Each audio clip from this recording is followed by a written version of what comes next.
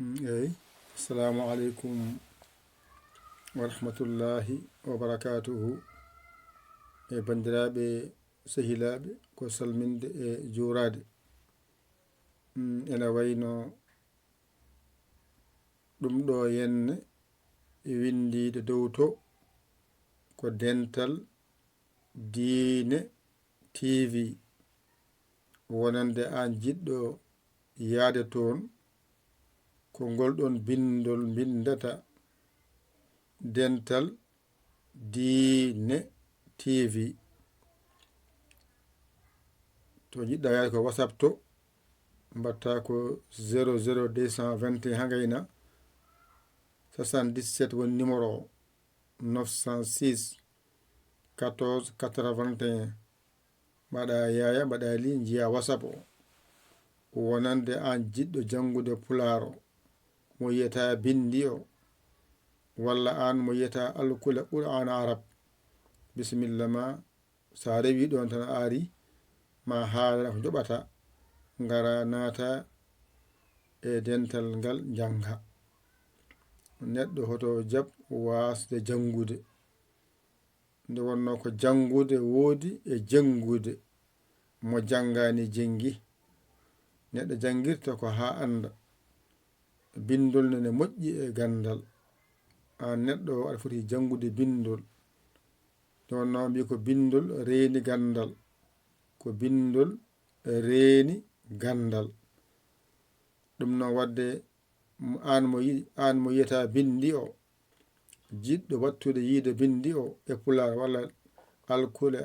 alqur'an arab timto hijju bisimilla ma numéro o nan ɗon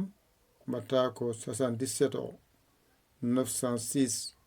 14 81 ma yi WhatsApp o ko Sénégal noon woɗi waɗa 00221 ha ganda ko Sénégal eyi nan ɗon ne woodi hewɓe noddanoɓe en wiyannoɓe e jiɗi jangude pular jiyata bindi hay hunde ɓe hen mbiyanno jiyata limto hijju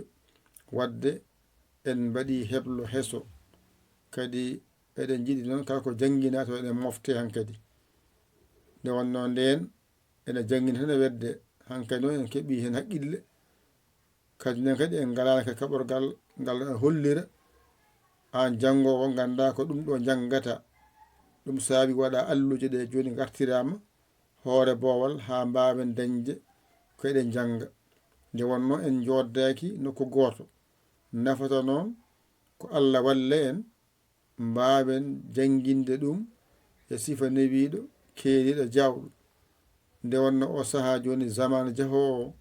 hewɓe hen joni ngala jot wawde jooɗa janga kono so famɗi tan hewani jawa ɗum jangude jawa ɗum wawde paya e dawol ma walla jippoɗa jamma tawa ɗon janga walla an debbo defowo walla an debbo gonɗo e goɗɗum sa gollima ha gayni ƴetta kuɗol ma e karne ma gona jangude suudu ma mbawa ɗon so jiwaɗama noon WhatsApp to ko nde wonno hewɓe hen ngala connexion jonɗo ɗum saabi noon so ari watte ko lien o sa fi lien o sa majjirama ganda ɗo hetti jaaha toon waɗe vidéo e nder groupe he waɗe hen bindol ngol mbawa wañƴitade taw sa to ittimama tan nanna e portable ma ñifa connexion ma tan wona jangude ɗum saabi waɗirani henna ɗum noon ko wonande wuytinoɓe wonde jiyata bindi pular hay batte mbawa winde mbawa jangude e ɓen kadi winoɓe kadi ko daɗaɓe ganda limto e hijjo kadi en batti hesso eɗen mbaɗa eɗen mofta eɗen mbaɗa eɗen mofta hankkadi dañen ko moftuɗen hankkadi araba caggal ɓen so garoyi tampata namdade hankkadi no wadde on foof on mbaɗama hen erago jiɗɗo ara windo nanne an noon gonɗo YouTube jango toon o anne mbaɗa ballal ma wona wonta e YouTube a janga tan aɗa janga aɗa deƴƴi toon aɗa deƴƴi toon ɗum kadi yooɗani wadde aɗa YouTube to jangirta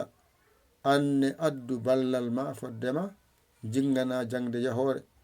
anne an gonɗo Facebook anne ko noon mbiyeɗa waɗa hen ballal ma aɗa janga hen aɗa nafto a suuɗi hen nder to lesto to wat noon aɗa jangine ƴettu hunde ma ƴetta nulda ballita jangde nde e janginoɓe nani walla bang goɗɗo ɗo yimɓe nde waytata fof o mbaɗat hen balle moɗon e jingguere moɗon ha ande ono kadi oɗon ndewi ndi ko watte ko heɓe ɗe ngara eɗen mbiya min on jarama de min beltima de jokke golle en yetto min amin paama no feewi ɗum noon wadde aɗa faama wadde anne faam ɗum ɗo ko jawdi nawata ɗum connexion o min jeeya ɗum wifi o min jeeya ɗum crédit o min jeeya ɗum ɗum nafata noon en fof ndenden ɗum goto kala barkinoro hen alarba mum ara alarba so yonti ƴetta alarba nelda walluɗo maahe ƴetta seeɗa ma nulda bakkitorɗa jangde yahore nde duusa hen balla hen waɗe keese so hunde boniri en to ene ɓalli en cooden mbaɗen ɗon ɗum to woni erago faade moɗon onon jangoɓe hemɓe kala jangowo hen wiyama noon so debbo so gorko suka mawɗo ɗo mbawɗa wonde fof funnague hirnade worgo mbaɗa hen balle moɗon e jingguere moɗon duuson golle ɗe duuson golle ɗe duuson golle ɗe ko golle meɗen wona golle yayali ko golle jangde jangde nde ma duuse walle jangde nde ko ma duuse walle duusende ballende jinganende mbawen folde majjere nde goto kala yo ƴettu waare mum fukka hokkum waare muɗum yaha Orange Money walla Wave walla Western Union remona gara waɗen ko wawi ko ƴetto galle o nanne hen on saaha mbawa wiide jokke golle min beltima on saaha weltama nde min ganda a weltima min ganda a weltima ko tawi on jarama jokke golle ƴetta kalma mofta mbaɗa posma jangguinowo mo a anda haccitima jangguinowo mo a anda wottima jangguinowo mo a anda hirtima jangguinowo mo a anda ene selli an ko yo ar tan yo ar tan yo ar tan an ko ma ko mofta ha tiiɗa heɓata hen hay hunde yoɗani ko yooɗi ko a andamo o andama kono eto andirde mo ɗum andinomo omo andatma ko mbaw ko ganduɗa kawalde hoorema o lomtumama hen noon anne a dawi a dañi seeɗayal ma siftormo hen tawa haalananimo ɗum siftormo hen tawde o siftorima hen kanko mo wuuri taw ɓuri bonde fof no acce haaju mum yaha hankkadi ɓe gara no gullaga ene mbiya ko ni o wano ni o wano taw ala fof no wano ni o wano ni o wano taw ala fof no wano wono kadi garata ballon joomumen hade jahade neɗɗo ko waɗata ko yi teddude hen teddunede hen ko mbatta ko jiɗɗa ko teddude hen e teddinede hen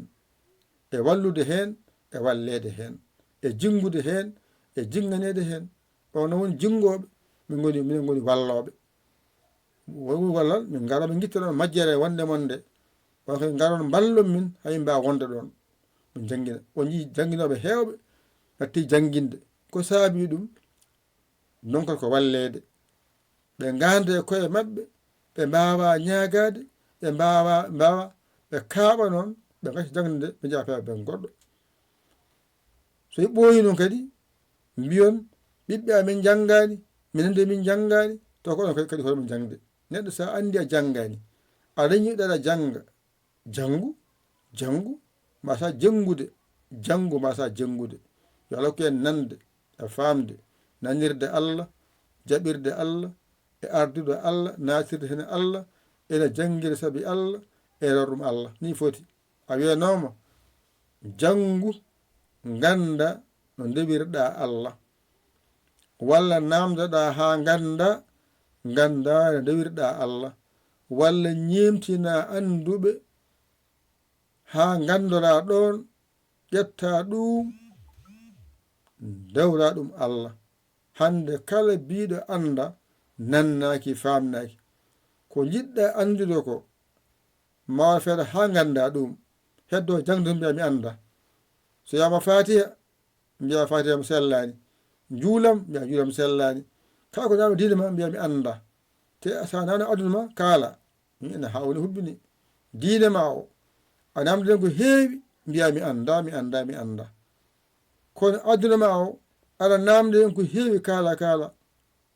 ɗum no waɗa diina men o addi en ɗo. ɗum noon saabi noon eɗen mbaɗa jangde nde heblo yawngo mbawon yiide bindi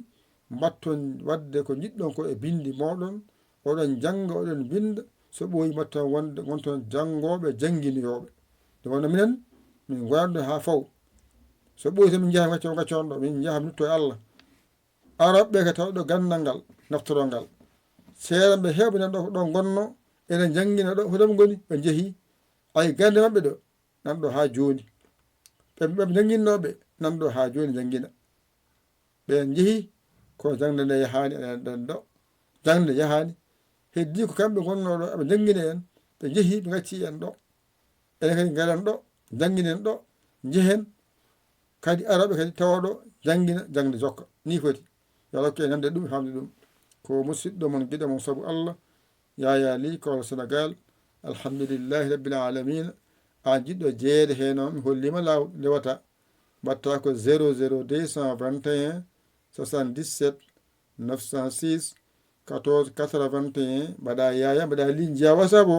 gara kala indema yettodema ƴewa jiɗɗa jeeyede hen gara kalanɗa sarɗiji ɗi aɗi belma naata a yiɗa ko an jeeyi hoorema gactima hoorema jaada hoorema wassalam.